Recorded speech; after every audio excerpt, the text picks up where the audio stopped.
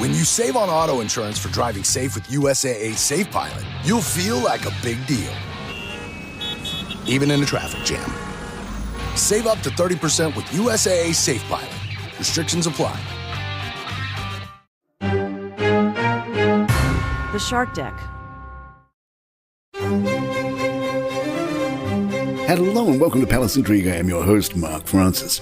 Meghan Markle reportedly sent a letter to King Charles expressing concern about unconscious bias in the royal family.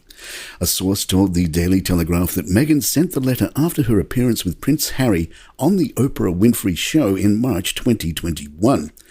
The letter identifies the infamous royal racist, although their name has not been revealed to the public. It is believed the royal racist was a senior member of the royal family, but neither Queen Elizabeth II nor Prince Philip. Around that time, it was commonly accepted that senior royals were Her Majesty the Queen, Prince Philip, Prince Charles, Camilla, the Duchess of Cornwall, and Prince William and Kate Middleton. So if it wasn't the Queen or Philip, and presumably Meghan wasn't writing to Charles to tell him he was the racist, that leaves Camilla, William, or Kate. That said, an article from Harper's Bazaar published in January 2020 mentioned other royals like Princess Anne, the Queen, and Prince Philip's only daughter who carried out the most working engagements last year. Prince Edward and his wife, Sophie Countess of Wessex, are also often referred to as senior members and carry out duties on the Queen's behalf. As for the letter, a source told Page 6, yes, there was correspondence. There were letters back and forth from the Duchess of Sussex to the King. But she's moved on. This was 2 years ago. It has nothing to do with her decision not to attend the coronation, the source stressed. The Daily Telegraph's source claimed the exchange is part of the reason why Meghan is not attending the King's coronation, claiming she feels that she did not receive a satisfactory response to her concerns. The story adds that Archie's birthday is not the reason Meghan isn't coming to the coronation. Rather, she's upset her children were given no potential involvement in the coronation ceremony. The Sussexes feel like they are playing second fiddle to the Waleses. The Waleses include future King William and future King George, neither of whom live in California. A source close to the royals told Entertainment Tonight William feels it was a betrayal and he has no interest in communicating with Harry before the coronation about their disagreements. The relationship is still fractured, and it is unclear when they will be able to mend fences. The Daily Mail's Rebecca English says one of the reasons William is so mad at Harry is for putting Queen Elizabeth through all the drama. She told Palace Confidential, I know that William is not just hurt, but he's very angry. Not just for himself, but what Harry put their late grandmother through. The things he said about his father and also William's own wife. We recently told you that Kate Middleton did not enjoy the walkabout which followed Queen Elizabeth's funeral, mainly because Meghan was there. Well, Meghan didn't enjoy it either. Author Robert Jobson writes in his new book, Our King, that's the longest Harry and Meghan had ever been away from the kids, and then on top of it, knowing what's being said out there, it was very difficult. Palace Intrigue will be right back. Trying to grab all the groceries in one trip? Oof, not how you would have done that.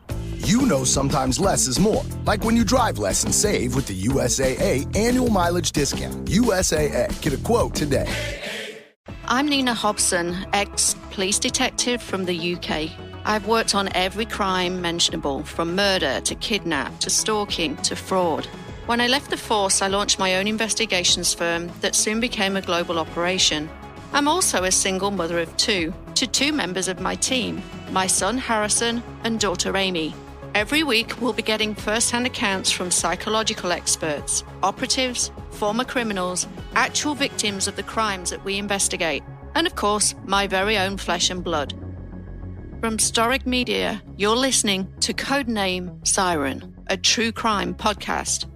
Available on YouTube and all major podcast platforms. Security expert Di Davies has concerns about protesters disrupting the coronation. The procession moves so slowly, and it's one of the rare occasions where the royals move slowly and the route is well publicised. Policing analyst Graham Wetton agreed, you've got a large area to secure. You have to secure the whole area to stop protesters getting on the parade route that the vehicles are going to take. Reuters asked the question, can the British monarchy survive in its gilded cage? Royal author Tina Brown answered, "One thing that Prince Harry has really reminded us is, if we needed any, is just how incredibly painful it is to live in a cage in which you are constantly scrutinized. It's a pretty terrible thing to contemplate that your own life is something that you have no control over and that ultimately it's just not going to change and you're going to be in a zoo forever." Royal correspondent Robert Hardman added, "Relevance is absolutely crucial to the monarchy. The big threat to the future of the House of Windsor is not mobs storming the gate. It's not revolution, it's becoming irrelevant. The Queen always used to say, we have to be seen to be believed." Polly Toynbee writes for The Guardian, "The trouble with a monarchy is not that it is too powerful, but that it is utterly useless. So much is spent on ceremonial trappings to disguise its inner nothingness. We could have commissioned a never-ending soap opera at the Crown, like The Truman Show, inventing its own plot lines in a plywood set at a fraction of the cost." And there you have it. If you'd like to email us, our address is thepalacintrigue@gmail.com. Please follow us on Spotify, iTunes, Google Podcasts, YouTube, or wherever you get your favourite podcasts. I'm Mark Francis. My thanks to John McDermott. This is Palace Intrigue, and good times.